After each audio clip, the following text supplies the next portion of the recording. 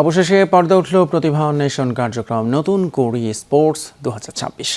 প্রধানমন্ত্রী তারেক রহমান সিলেট জেলা স্টেডিয়ামে বোতাম চেপে লোগো এবং ট্রফি উন্মোচন করেন। দিনভর বৃষ্টি উপেক্ষা করে স্টেডিয়ামের গ্যালারি ছিল পরিপূর্ণ। সারা দেশের প্রতিটা কোনায় ট্যালেন্ট হান্ট সফল হলে এসে আধিপত্য দেখাবে বাংলাদেশ, বিশ্বাস সবার।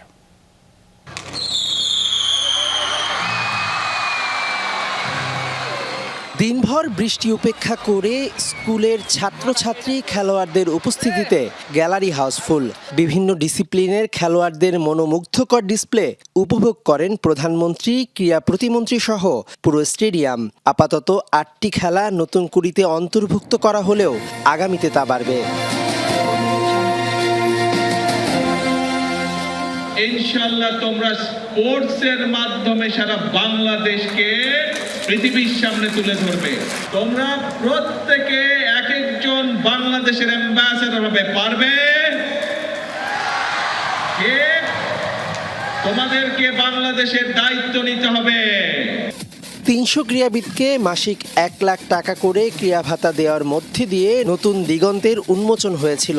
এবার নতুন কুড়ির মাধ্যমে সারা দেশের প্রতিভা অন্বেষণ কার্যক্রম সেই স্বপ্নের বিস্তৃতি পেল, যার শুরুটা হলো এই সিলেটে। আমাদের নির্বাচনী স্লোগান ক্রীড়া হলে পেশা, পরিবার পাবে ভরসা। সেই অঙ্গীকার ইতিমধ্যে বাস্তবে রূপ নিয়েছে। মাননীয় প্রধানমন্ত্রী নেতৃত্বে বর্তমান সরকার খেলোয়াড়দের মধ্যে ক্রীড়া ভাতা, ক্রীড়া কার্ড প্রদান কার্যক্রম শুরু করেছে। প্রতিভাবানদের বাছাই প্রক্রিয়া সুষ্ঠু না হলে হারিয়ে যেতে পারে তৃণমূলের খেলোয়াড়রা। আমার যেটা মনে হয় যে বর্তমান যুগে দাবাটা কিন্তু দিনকে দিন জনপ্রিয়তা পাচ্ছে অনলাইনে খেলাগুলো দেখার সুযোগের জন্য। তো যখন বাছাই প্রক্রিয়া খেলাগুলো হবে সেটা যদি আমাদেরকে অনলাইনে দেখানোর সুযোগ হয় তাহলে আমার মনে হয় এটা আরও বেশি পপুলারিটি পাবে। প্রতিটা উপজেলা পর্যায়ে নতুন করে স্পোর্টস একাডেমি তৈরি হোক, তারপরে আস্তে আস্তে আমরা যারা অনেক অতি ক্ষুদ্র এলাকা থেকে উঠে এসেছি তাদের জন্য বিশেষ করে তারা প্রতিভাবান খেলোয়াড় তৈরি হবে, তারা আস্তে আস্তে ভবিষ্যতে দেশের জন্য ভালো কিছু করবে।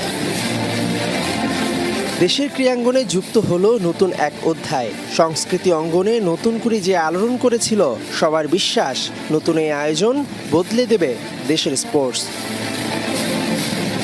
দুটি পাতা একটি কুড়ির দেশ এই সিলেট। পুণ্যভূমি সিলেটে প্রস্ফুটিত হলো নতুন একটা কুড়ি। প্রতিভা অন্বেষণ কার্যক্রম সফল হলে বাংলাদেশ নিঃসন্দেহে আগামী বছরগুলোতে ক্রীড়াঙ্গনে বিশ্বে শাসন করবে। সিলেট জেলা স্টেডিয়াম থেকে মেহেদি নাইম, যমুনা স্পোর্টস, সিলেট।